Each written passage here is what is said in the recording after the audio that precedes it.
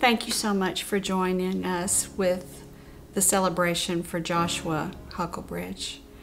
I wanted to record this because I don't know if I can do this in person when we're there, and so if I see you today, I want to see you. I just didn't know if I could do this in front of everybody. So again, thank you. Thank you for those who are here to share loss and also to celebrate his life. And for those who couldn't be here, I know there'll be an opportunity for you to see the service in an electronic format, perhaps on YouTube, and we want you to know that we miss you. I think all of us know that Josh lived his life large. Josh visited more than 35 countries. He loved to travel, and he loved everybody he met. He had lots of friends and a big family. His dad, Robert, and I were blessed with a kind-hearted, tender, sensitive, funny son. He loved his grandparents. He loved his sister even when they fought. He loved his uncle, John, who was his idol, and his Aunt Tina and his niece Ava. He even loved his stepdad and his 6 stepbrothers and sisters. Just want to say that Joshua is a much-loved son, a much-loved brother by our entire family. He will be greatly and sorely missed.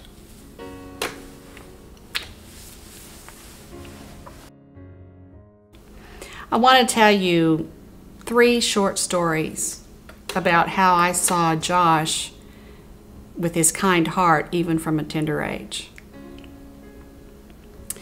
He was just a tiny guy, just maybe 2 years old. I didn't even know that he understood what was going on one night when I was rocking him, and his sister Christy, who was about 2.5 years older than he, was impatient, waiting to be put to bed. She wanted her mother's attention, and I was busy with the baby, and I was rocking the baby, and she decided that she wanted his only teddy bear.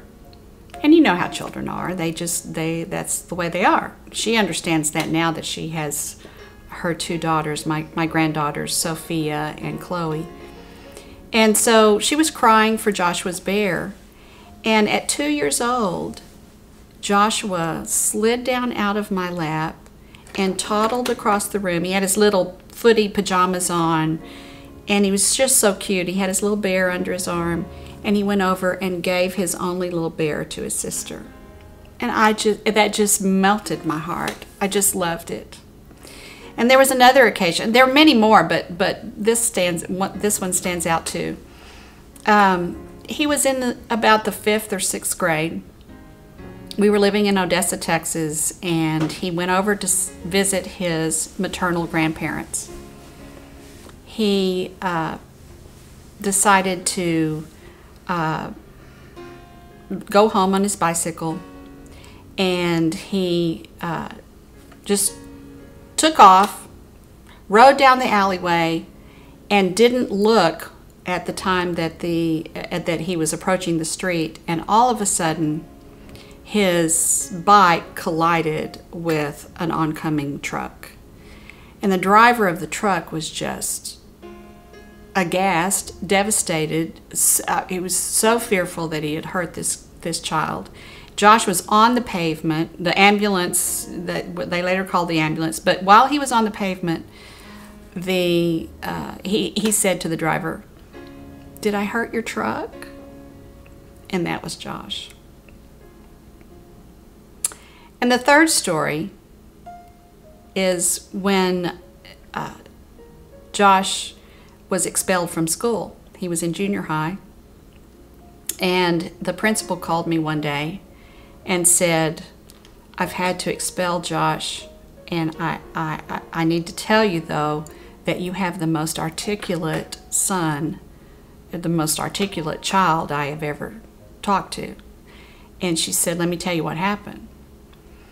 She said they were out on the playground, and Josh and his friend Ty were surrounded by a group of boys, and they were hassling Josh's friend.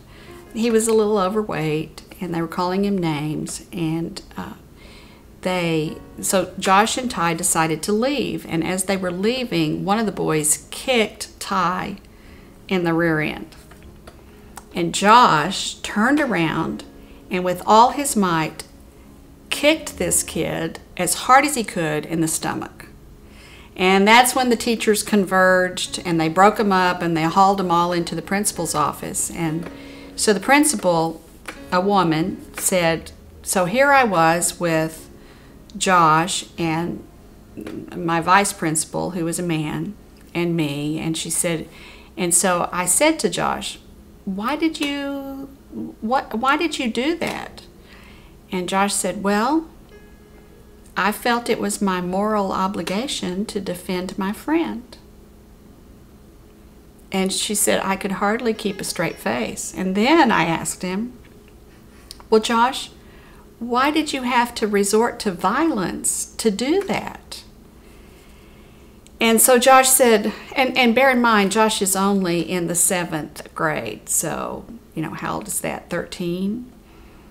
Josh looked over at the vice principal, and he said, well, maybe Mr. Vice Principal can explain it to you, but sometimes a man's got to do what a man's got to do. So, as Josh says, a man's got to do what a man's got to do. And that's what Josh did. Josh did what he loved. He loved to travel. He loved people. He loved making the deal. He loved living his life before God.